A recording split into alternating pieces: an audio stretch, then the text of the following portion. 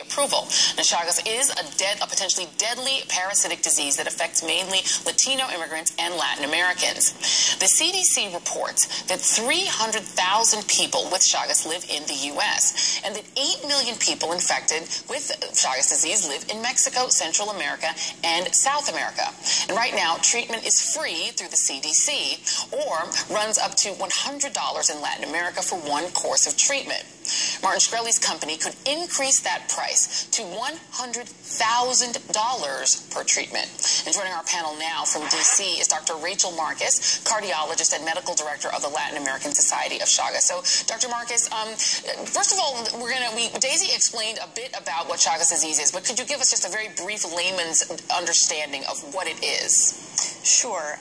Chagas disease is the long-term consequences of a parasitic infection of the heart. It was traditionally thought of as being a disease of rural poverty in Central and South America. And the parasite causes an acute infection, generally in a child. And then for anywhere between 15 and 30 years, patients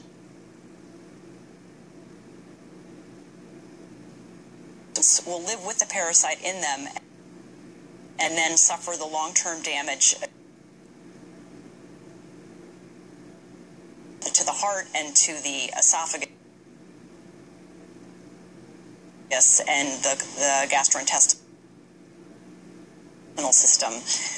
And how is the medical community responding to the idea that the one treatment, the main treatment for it, could increase so exponentially in cost? Well, you've asked a great question. One of the problems in the United States dealing with Chagas disease is that the medical community really doesn't appreciate that it's here. Those of us in the community of people who are treating Chagas disease actively are shocked and really horrified because most of the patients that we see have no financial resources whatsoever and generally are uninsured. So it would essentially probably put to a halt our ability to treat this illness. And then so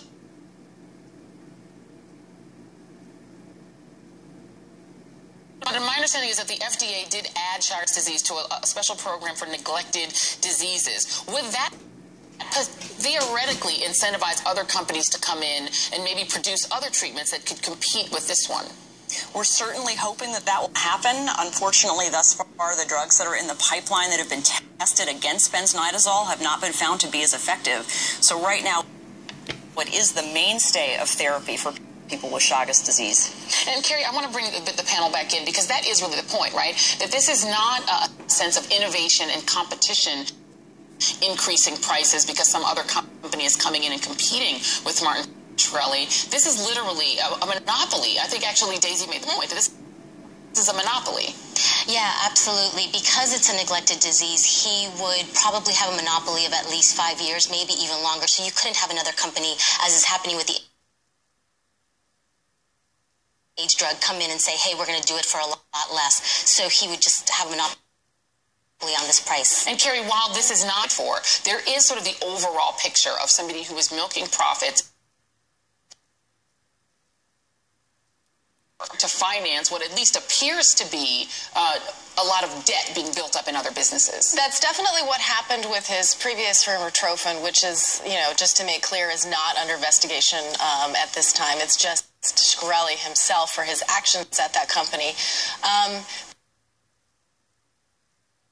But yeah, I mean, that's really where you get the controversy in this, is where is it fair to kind of draw the line on profits versus offering the drug at a low cost to people that need it. Now, his company, Turing, has said it will offer the drug to people that can't it. So they've been pretty transparent about that. But it's just this whole process and this whole strategy of this, as I said earlier, this niche group of pharmaceutical players that really has people kind of scratching their heads on. Yeah, it becomes so expensive that impoverished patients can't get it. What is the alternative? Well, as Daisy mentioned, there is a second-line medication called nifurtimox. Unfortunately, you have to take it for longer, and the risk of serious side effects is much higher. So it's really not a very palatable alternative. All right. Well, we thank you very much for bringing us this information, Dr.